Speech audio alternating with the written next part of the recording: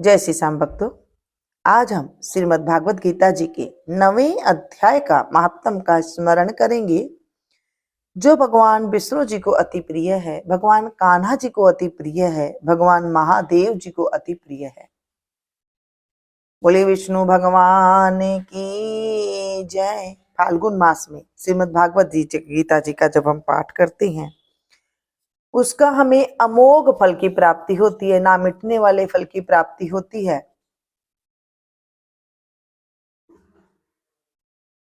जग में सुंदर है दो नाम,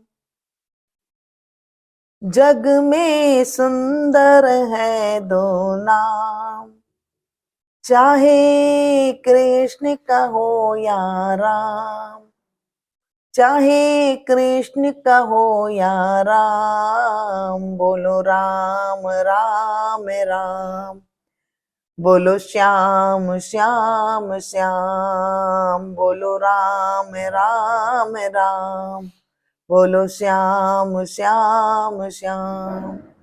जग में सुंदर है दो नाम, चाहे कृष्ण कहो या राम। बोलो राम राम राम, बोलो श्याम श्याम श्याम।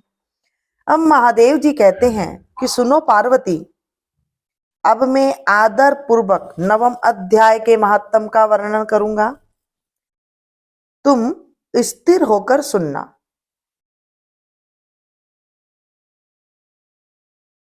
नर्मदा के तट पर महिष्मती नाम की एक नगरी है। वहां माधव नामक एक ब्राह्मण रहते थे, जो वेद वेदांगों के तत्वज्ञ और समय समय पर आने वाले अतिथियों के प्रेमी थे। उन्होंने विद्या के द्वारा बहुत धन कमाकर एक महान यज्ञ का अनुष्ठान आरंभ किया। उस यज्ञ में बलि देने के लिए एक बकरा मंगाया गया। जब उसके शरीर की पूजा हो गई, तब सबको आश्चर्य में डालते हुए उस बकरे ने हंसकर उच्च स्वर से कहा, हे ब्राह्मण, इन बहुत से यज्ञों द्वारा क्या लाभ है? इनका फल तो नष्ट हो जाने वाला है, तथा ये जन्म जरा और मृत्यु के भी कारण है। यह सब करने पर भी मेरी जो वर्तमान दशा है, इसे देख लो। बकरे के इस अत्यंत कौतूहलजनक वचनों को सुनकर यज्ञ मंडल में रहने वाले सभी लोग बहुत ही विस्मित हुए। तब वे यजमान ब्राह्मण हाथ जोड़कर पलक नेत्रों से देखते हुए बकरे को प्रणाम करके श्रद्धा और आदर के साथ पूछने लगे। बोले विष्णु भगवान की जय।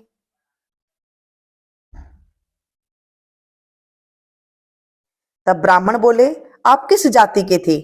आपका स्वभाव और आचरण कैसा था?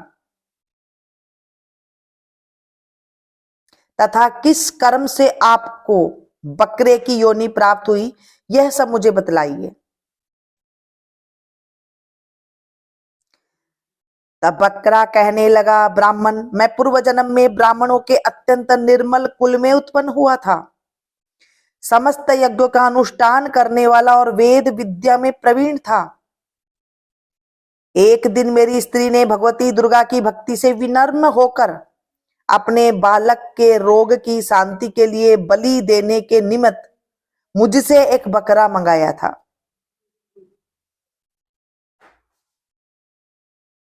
तत्पश्चात जब चंडिका के मंदिर में वह बकरा मारा जाने लगा,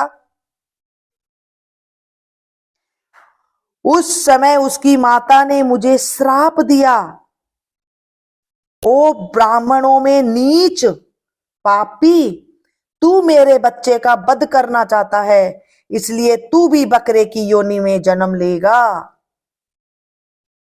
द्विज श्रेष्ठ, तब कालवश मृत्यु को प्राप्त होकर मैं बकरा हुआ। यद्यपि मैं पशु योनि में पड़ा हूं, तो भी मुझे अपने पूर्व जन्म का स्मरण बना हुआ है। हे ब्राह्मण, यदि आपको सुनने की उत्कंठा हो तो मैं एक और भी आश्चर्य की बात बताता हूं। कुरुक्षेत्र नामक एक नगर है जो मोक्ष प्रदान करने वाला है। वहां चंद्र शर्मा नामक एक सूर्यवंशी राजा राज्य करते थे। एक समय जबकि सूर्य ग्रहण लगा था, राजा ने बड़ी श्रद्धा के साथ काल पुरुष का दान करने की तैयारी की। उन्होंने वेद वेदांगों के पारगामी एक विद्वान ब्राह्मण को बुलवाया और पुरोहित के साथ वे तीर्थ के पावन जल से स्नान करने को चले। तीर्थ के पास पहुंचकर राजा ने स्नान किया और 2 वस्त्र धारण किए। फिर पवित्र एवं प्रसन्नचित होकर उन्होंने श्वेत चंदन लगाया और बगल में खड़े हुए पुरोहित का हाथ पकड़कर तत्कालोचित मनुष्य से घिरे हुए अपने स्थान पर लौट आए। आने पर राजा ने यथोचित विधि से भक्ति पूर्वक ब्राह्मणों का काल पुरुष का दान किया।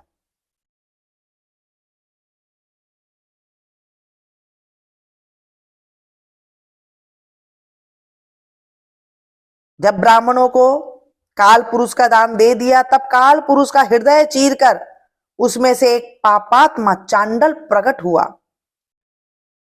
फिर थोड़ी देर के बाद निंदा भी चांडाली का रूप धारण करके काल पुरुष के शरीर से निकली और ब्राह्मण के पास आ गई। इस प्रकार चांडालों की वह जोड़ी आंखें लाल किए निकली और ब्राह्मणों के शरीर में हठात प्रवेश करने लगी। ब्राह्मण मनी मन गीता के 9वें अध्याय का जप करते थे और राजा चुपचाप यह सब कौतुक देखने लगे। ब्राह्मण के अंतकरण में भगवान गोविंद शयन करते थे। वे उन्हीं का ध्यान करने लगे। ब्राह्मण ने जब गीता के 9वें अध्याय का जप करते हुए अपने आश्रय भूत भगवान का ध्यान किया, उस समय गीता के अक्षरों से प्रकट हुए विष्णु दूतों द्वारा पीड़ित होकर वे दोनों चांडाल भाग चले। उनका उद्योग निष्फल हो गया। इस प्रकार इस घटना को प्रत्यक्ष देखकर राजा के नेत्र आश्चर्य से चकित हो उठे। उन्होंने ब्राह्मण से पूछा, विप्रवर, इस महाभयंकर आपत्ति को आपने कैसे पार किया? आप किस मंत्र का जप तथा किस देवता का स्मरण कर रहे थे? वह पुरुष तथा वह स्त्री कौन थी? वे दोनों कैसे उपस्थित हुए? फिर वे शांत कैसे हो गए? यह सब मुझे बतलाइए। हे ब्राह्मण, आप मुझे बतलाइए। बोले विष्णु भगवान की जय। इस पर ब्राह्मण ने कहा, राजन, चांडाल का रूप धारण करके भयंकर पाप ही प्रकट हुआ था तथा वह स्त्री निंदा की साक्षात मूर्ति थी। मैं इन दोनों को ऐसा ही समझता हूं। उस समय में गीता के 9वें अध्याय के मंत्रों की माला जपता था। उसी का महात्म है कि सारा संकट दूर हो गया। महीपते, मैं नित्य ही गीता के 9वें अध्याय का जप करता हूं। उसी के प्रभाव से प्रतिग्रह जनित आपत्तियों के पार हो सका हूं। यह सब सुनकर राजा ने उसी ब्राह्मण से गीता के 9वें अध्याय का अभ्यास किया। फिर वे दोनों ही परम शांति मोक्ष को प्राप्त हो गए। यह कथा सुनकर ब्राह्मण ने बकरे को बंधन से मुक्त कर दिया और गीता के 9वें अध्याय के अभ्यास से परम गति को प्राप्त हुआ। बोलिए विष्णु भगवान की जय। शंकर भगवान की जय। हे मेरे प्रभु, हे मेरे नारायण, आज हमने गीता जी के 9वें अध्याय का पाठ का स्मरण किया है। इस पाठ में किंचित मात्र भी गलती हो गई हो तो हमें अबोध बच्चा समझ के माफ कर देना। अधूरी हो तो इसे पूरी करना, और पूरी हो तो हे मेरे प्रभु, हे मेरे नारायण, इसे स्वीकार करना। इस कथा को जो सुने सुनाए हुंकारा भरे, उसके जीवन से भी कष्टों की निवारण करना।